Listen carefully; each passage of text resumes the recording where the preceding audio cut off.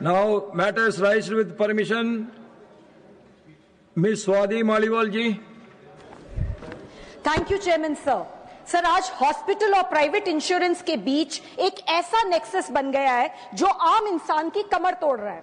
Sir, हम ये दुखद सच्चाई अक्सर देखते हैं। पेशेंट की हॉस्पिटल में डेथ हो जाती है, इंश्योरेंस कंपनी क्लेम रिजेक्ट कर देती है, हॉस्पिटल बॉडी देने से मना कर देता है, हॉस्पिटल के बाहर मां अपने बच्चे की बॉडी लेने के लिए अपने कंगन लेके खड़ी होती है।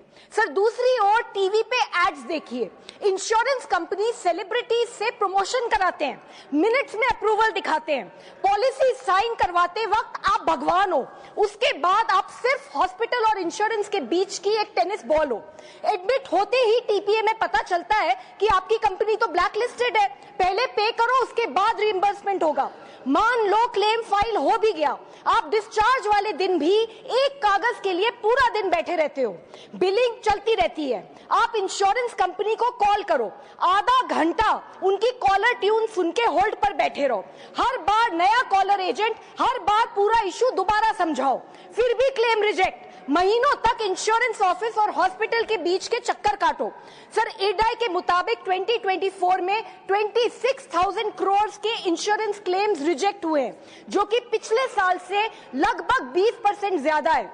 इस वजह से हर साल करोड़ों इंडियंस गरीब हो जाते हैं। आज देश के बड़े हॉस्पिटल्स और इंश्योरेंस कंपनीज ज्यादातर विदेशी प्राइवेट इक्विटी ने खरीद ली हैं।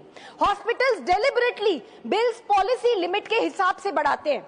अगर पॉलिसी 10 लाख की है तो बिल भी 10 लाख का होगा, और अगर 5 लाख की है तो उसी बीमारी के इलाज का बिल 5 लाख का होगा।